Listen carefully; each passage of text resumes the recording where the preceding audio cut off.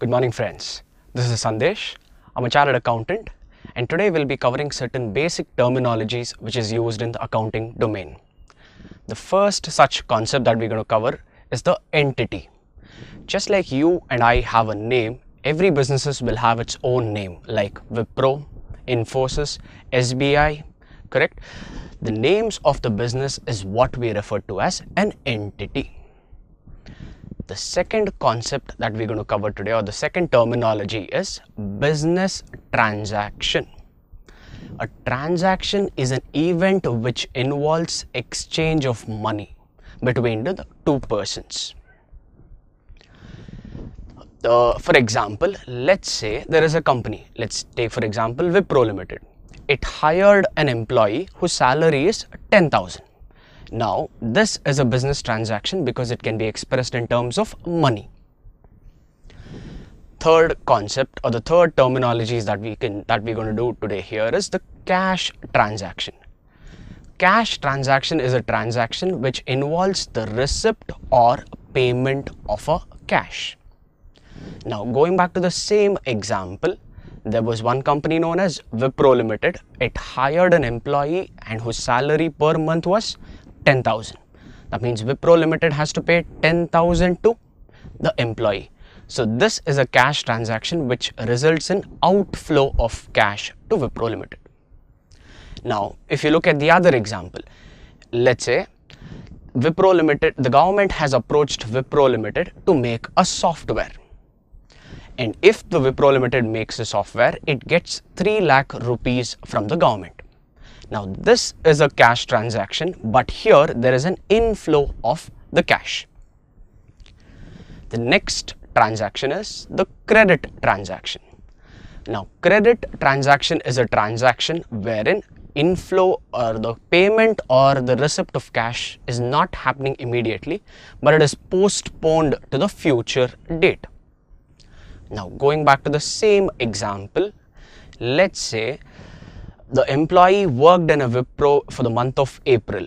So ideally, he had to receive the salary of 10,000 from Wipro Limited for the month of April. Let's say Wipro Limited told the employee, boss, I'm short of cash now. I'll pay you the cash in the month of May.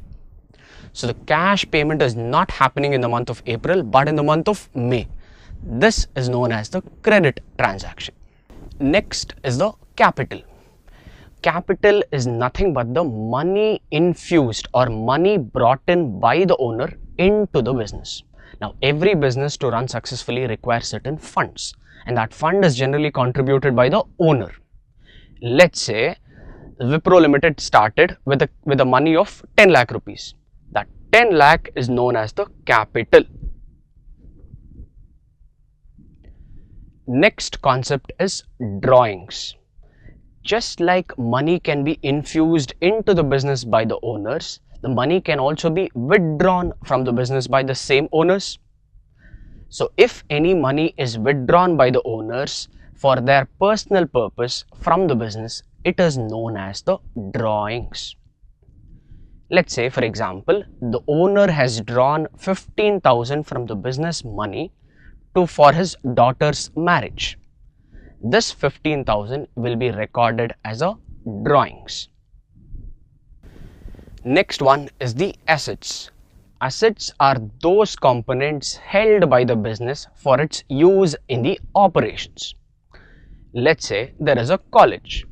For the smooth function of the college, they'll procure various components like laptops, computers, computer desktops, projectors, etc., etc. They are known as the assets for the college. Next one is the fixed assets. Generally, assets can be broadly classified into fixed assets or current assets. Fixed assets are those assets held by the business for a period of more than 12 months. Now, going back to the same college example, the college procured laptops, projector.